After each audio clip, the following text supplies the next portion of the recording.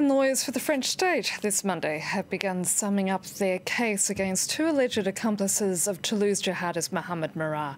Merah having killed 7 people in southwestern France in 2012 as he attacked French soldiers and a Jewish school. François Ribot reports. This is the building where Mohamed Merah was killed on March 22nd, 2012. After a 32-hour standoff, a hail of bullets from police put an end to the man behind a terrorist killing spree that shocked France. Those attacks had begun 11 days earlier on March 13th, when Merah killed a soldier in Toulouse and then fled on a stolen scooter.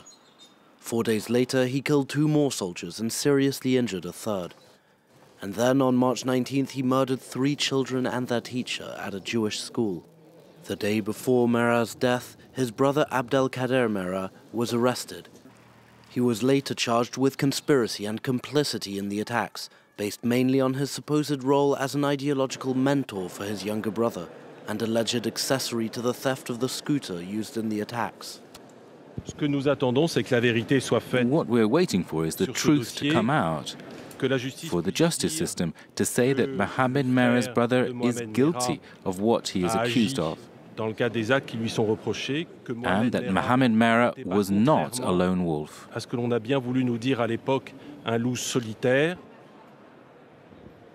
He has maintained his innocence.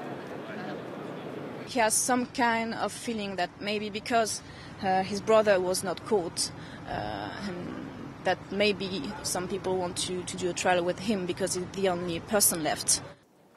Also on trial is Merah's childhood friend Feta Melki, who stands accused of providing the weapons for the attacks. After 5 weeks of emotional hearings, a verdict is due on Thursday, November 2nd. And joining me now is Asif Arif, a French lawyer who's also a specialist on radicalisation here in France. Thanks for coming in. Let me just start by asking you that this trial clearly is very important for French authorities in order to confirm that Mohamed Merah was indeed not a lone wolf, that in fact he was working with the help of others.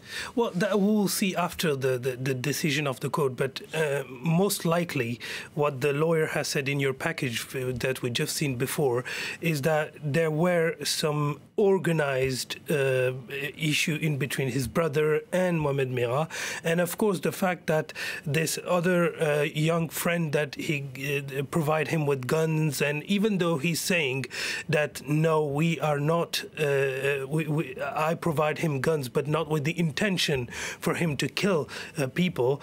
No matter what, I think there is some organized way of accomplishing this terror act, and we can say that Mohamed Merah was not acting alone. So he has his brother in backup, and of course his friend as a gun providers. Will the verdict, which of course we're still waiting for and is expected at the end of the week, will that have a symbolic value here in France? Well, that would definitely have a symbolic values because, first of all, it touched a Jewish community. And we know, as French, we are really attached to Jewish community, of course, by our history. And then again, the fact that it is a religious community that has been targeted by other people who claim on the name of Islam that they are doing something good is, of course, something really sentimental for French people, and of course that will have a symbolic value. But we have to remember that when Mohamed Merah has done this horrific attack, we find some link in between Merah and his travel to Afghanistan and even Pakistan, and to some extent a link with Al-Qaeda. But we didn't know about Daesh at that time. So it will have definitely have a symbolic value because it will start something, and it's the start of trials on terrorism. But for the next trial who will come, maybe for the Charlie Hebdo one, there will be some sort of response in this trial, because Charlie Hebdo was, again, other people who were linked to Al-Qaeda in the Yemen.